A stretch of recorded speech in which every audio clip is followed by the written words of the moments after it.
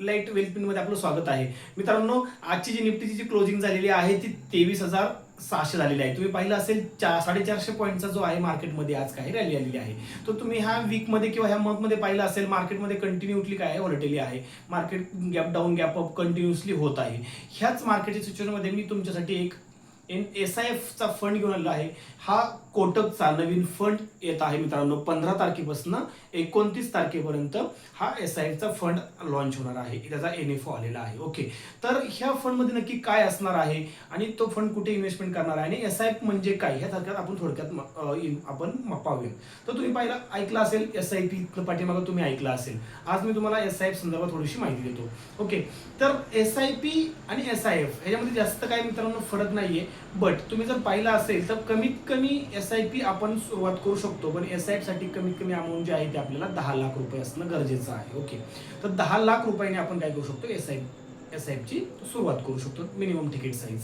Okay, तर तुम्ही पाहिलं असेल तर जवळपास सेबीची जी अप्रुव्हल आहे 27 फेब्रुवारी 2025 रोजी SIP ला अप्रुव्हल भेटलं आणि त्याच्यानंतर सप्टेंबर ऑक्टोबर पासून जे SIP चे फंड जे आहेत ते मार्केटमध्ये यायला चालू झालेले आहेत. आतापर्यंत एक 14 AMC जे आहेत त्यांना SIP जे काय आहे ते लॉन्च केलेलं आहे. 14 आतापर्यंत AMC आहेत. आता 15-16वी AMC जी आहे ती कोटक असेल. ओके, तर अशा पद्धतीने मार्केटमध्ये SIP जे आहे ते सक्रिय होण्याचा प्रयत्न करत आहे आणि आपण जर पाठीमागे राहिलो तर त्या ठिकाणी आपल्याला कुठेतरी आपण नवीन इन्स्ट्रुमेंट ज्यापासून दूर जात आहोत असं वाटेल. कारण की SIP हे ट्रॅडिशनल आणि न्यू जर असेल तर न्यू काय आहे तर SIF आहे मित्रांनो. ओके, तर आपण थोडक्यात कोटक जे आहे त्या कोटकने जो फंड आलेला आहे त्या फंडचं नाव आणि तो फंडमध्ये कशा पद्धतीने फंड अलोकेशन असणार आहे आपलं त्या संदर्भात थोडक्यात आपण माहिती घेऊया.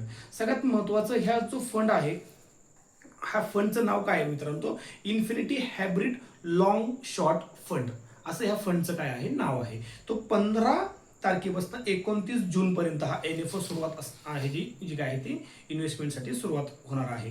इन्फिनिटी SIF असं ह्या कोटकच्या SIF च्या प्लॅनचं काय आहे, म्युच्युअल फंडचं आपल्याला नाव आहे. आता सगळ्यात महत्त्वाचं तुम्हाला मी सांगितलं की 10 लाख रुपयापासून आपण काय करू शकतो, याच्यामध्ये इन्व्हेस्टमेंट करू शकतो. मिनिमम तिकीट साईज जी आहे ती 10 लाख रुपये आहे. मग हे 10 लाख रुपये आपले कुठे कुठे इन्व्हेस्टमेंट होणार हे सगळ्यात आपण महत्त्वाचं माहिती घेऊयात. इक्विटीमध्ये त्यातले आपले जे आहे ते पर्सेंटेज आहे ते 20 ते 40% जो वाटा आहे तो इक्विटीमध्ये इन्व्हेस्ट होणार आहे. डेप्टमध्ये 30 to 35% जो आहे तो वाटा डेप्टमध्ये इन्व्हेस्ट होणार आहे. आणि स्पेशल सिच्युएशनमध्ये जसं की तुम्हाला माहिती असेल बायबॅक आहे, IPO आहेत, ओपन ऑफर्स आहेत, ह्या फंडमध्ये देखील आपण 10% ह्यातनं काही ठेवणार आहोत, आपण अलोकेशन ठेवणार आहोत. तुम्ही जर आता पाहिलं असेल करंट सिच्युएशनमध्ये विप्रो जे आहे ते बायबॅक घेऊन आले 250 रुपयाला, बरोबर. आता स्टॉकची प्राइस किती झालेली आहे, 170 रुपये झालेली आहे. बायबॅक किती रुपयाला आलेला आहे, 250 रुपयाला. मग असा जो काय बायबॅकचा टायमिंग आहे किंवा अशा ज्या काही गोष्टी आहेत ह्याच्यामध्ये स्पेशल आपण ह्याच्यामध्ये इन्व्हेस्टमेंटसाठी स्ट्रॅटर्जी ठेवलेली आहे. डेरिव्हेटिव्ह स्ट्रॅटर्जीमध्ये मित्रांनो कवर्ड कॉल असेल, इंडेक्स ऑप्शन असतील किंवा कॅलेंडर स्प्रेड असेल, अशा ज्या हेजिंग स्ट्रॅटर्जी आहेत ह्या हेजिंग स्ट्रॅटर्जीमध्ये आपण आपलं जे काही फंड अलोकेशन आहे 10 ते 20% करणार आहोत.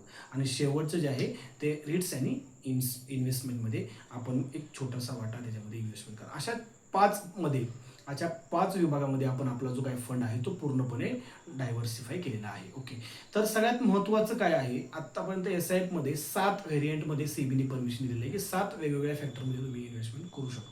तर बेसिकली तुम्ही बघा हे जे बेसिकली सिच्युएशन आहेत जसं बायबॅक आहे, IPO आहे, ह्याच्यासाठी आपण किंवा डेफ्टमध्ये असेल, इक्विटीमध्ये असेल, ह्या अनेक व्हेरियंटमध्ये आपण काय करतोय, आपला फंडचं जे काय ते अलोकेशन करत आहे. ओके, तर त्याच्याबरोबर हा जो फंड आहे मित्रांनो ह्या फंडमध्ये मिनिमम इन्व्हेस्टमेंट तुम्हाला सांगितली, पण रिटर्न्स कसे असणार आहेत तर ह्या फंडचे जे रिटर्न्स आहेत ते जवळपास तुम्ही जर पाहिलं असेल तर एक वर्षाचे जे रिटर्न्स आहेत तर हे काय जे बॅक टेस्टिंग आहे. कारण की जो फंड येतोय त्या फंडचं जे काय हे स्ट्रॅटर्जी आहे त्यानुसार बॅक टेस्टिंग केल्यानंतर असं समजतं की जवळपास 15 ते 10% प्लस आपल्याला जे काही रिटर्न्स आहेत ते मिळत आहे त्याच्यामधनं SIF मधनं. ओके, तर तुम्ही ॲव्हरेजली क्लायंटला काय सांगू शकता की ॲव्हरेजली 10% तुम्ही 1 वर्षापेक्षा जास्त जर तुमचा हॉरिझॉन्टल असेल तर तुम्ही ॲव्हरेजली 10%च्या इन्व्हेस्टमेंट ग्रोथसाठी तुम्ही याच्यामध्ये इन्व्हेस्टमेंट करू शकता. 1 वर्षापेक्षा जर कमी हॉरिझॉन्टल असेल तर प्लीज हे जे काही SIP आहे ते तुम्ही सजेस्ट करू नका. 1 ते 2 वर्षामध्ये ह्या जो काही सिच्युएशन आहे ह्याच्यामध्ये चांगला तो परफॉर्मन्स तुम्हाला रिटर्न्समध्ये देईल.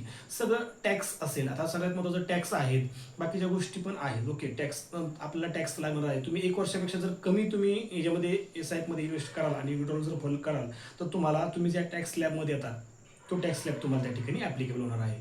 परंतु तुम्ही जर 1 वर्षापेक्षा जास्त याच्यामध्ये तर इन्व्हेस्ट करा तर तुम्हाला जो म्युच्युअल फंडमध्ये 12.5% जो टॅक्स लागणार आहे लॉंग टर्ममध्ये तो तुम्हाला या ठिकाणी टॅक्स ऍप्लिकेबल असेल. ओके, त्यामुळं टॅक्स बेनिफिटसाठी देखील तुम्ही याच्याकडे पाहू शकता. कारण की मार्केटमध्ये जर तुम्ही पाहिलं असेल तर PMS असेल, AIF असेल, ह्यासारखे इन्स्ट्रुमेंट आहेत इन्व्हेस्टमेंट करण्यासाठी. PMS मध्ये जवळपास आपण 50 लाख रुपये इन्व्हेस्टमेंट करतो, बरोबर. AIF मध्ये आपल्याला 50 लाखाच्या वरती जवळपास 1 CR ची जे इन्व्हेस्टमेंट असेल तरी आपण AIF मध्ये करत असतो. पण टॅक्सेशन काय आहे मित्रांनो, 40 to 42% टॅक्सेशन हे आपलं AIF मध्ये जातं, बरोबर. त्याचबरोबर PMS मध्ये देखील तुम्ही जर पाहिलं असेल तर आपलं जे काही टॅक्स स्लॅबमध्ये आपण जे काही आहे ते आपल्याला त्यामध्ये टॅक्स आपल्याला पे करायला लागणार आहे. मग हे दोन्हीपेक्षा पण बेटर आणि कमी तिकीट साईजमध्ये जर तुम्हाला ऑप्शन हवा असेल तर हा SIPचा ऑप्शन या ठिकाणी उपलब्ध करून दिलेला आहे आपण. ओके, तर ह्याच्यामध्ये लक्षात ठेवा, हे झालं तुम्हाला सगळं SIP आणि ह्याच्याबद्दल कंपॅरिझन. टॅक्स संदर्भात आपण माहिती घेतली. हा फंड 15 तारखेपासून 15 जूनपासून येत आहे. तो 29 जूनपर्यंत तो आपल्यासाठी उपलब्ध असणार आहे. नक्की तुम्ही ह्याच्यामध्ये ॲप्लिकेशनसाठी अप्लाय करू शकता. येणाऱ्या कालावधीमध्ये मार्केटची जी काही तुम्हाला ग्रोथ पाहायला मिळेल. कारण की जे वॉर चालू आहे, तुम्ही पाहिलं असेल 27 फेब्रुवारीपासून जवळपास वॉरची सिच्युएशन चालू आहे. आता जवळपास 3-4 महिने होत आले. तर आत्ता कुठेतरी मार्केटमध्ये काही पॉझिटिव्ह न्यूज येत आहेत आणि आत्ताचं जे मार्केट आहे ते मार्केटमध्ये जर तुम्ही पाहिलं तर इन्व्हेस्टमेंट करण्यासाठी खूप चांगली अपॉर्च्युनिटी निर्माण झालेली आहे.